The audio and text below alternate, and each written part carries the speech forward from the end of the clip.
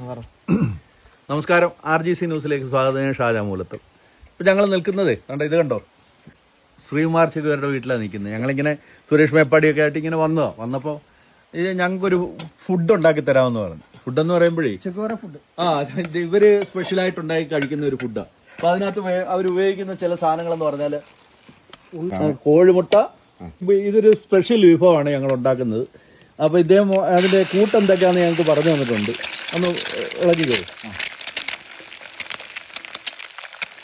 Special വിഭവം എന്ന് പറഞ്ഞാൽ എഗ് ബുർജി. പല സ്ഥലത്തും പല പേരാണ് പറയുന്നത്. അപ്പൊ അതിനകത്ത് വേണ്ട സാധനങ്ങൾ എന്ന് പറഞ്ഞാൽ മുട്ട.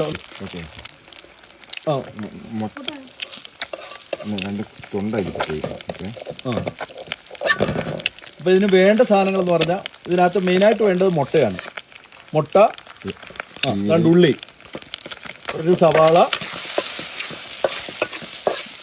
അല്പം കറിവേപ്പില, കുറച്ച് മുരിങ്ങയിലയാണ് ഇതിനകത്ത് മെയിനായിട്ട് വേണ്ട സാധനം. ഇത് മുരിങ്ങയിലയാണ്. പിന്നെ ഇവിടെ കിട്ടുന്ന 1-2 സൈസ് ചീര. ഇതുണ്ടോ ചീര, ഇതും വേറെ സൈസ് ചീര, അല്പം ഉപ്പും ഇത്തിരി മഞ്ഞപ്പൊടിയും. അപ്പൊ ഈ സാധനങ്ങളെല്ലാം കൂടെ. ഇതിന്റെ പ്രത്യേകത എന്തുവാ? നമുക്ക് അന്ന് പിന്നെ വിശപ്പ് അനുഭവപ്പെടൂല. ഇത് നമ്മൾ കഴിച്ചു കഴിഞ്ഞാല് സ്ഥിരം ഉണ്ടാക്കി കഴിക്കുന്ന സാധനമാണ്. ഇത് കഴിച്ചു കഴിഞ്ഞാൽ പിന്നെ വിശപ്പില്ല.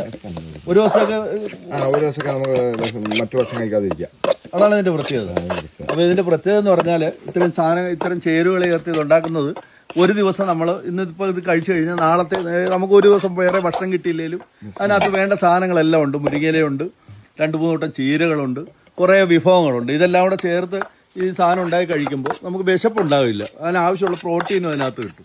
അതാണ് ഇതിന്റെ ഒരു പ്രത്യേകത. അപ്പൊ ഇത് പറയുന്നതിന് വേണ്ടിയിട്ടാണ്. അപ്പൊ ഞങ്ങൾ വന്നപ്പോൾ സ്പെഷ്യൽ വിഭവം ഉണ്ടാക്കി തരുവാണ്. അതെ കഴിച്ചോക്കാം.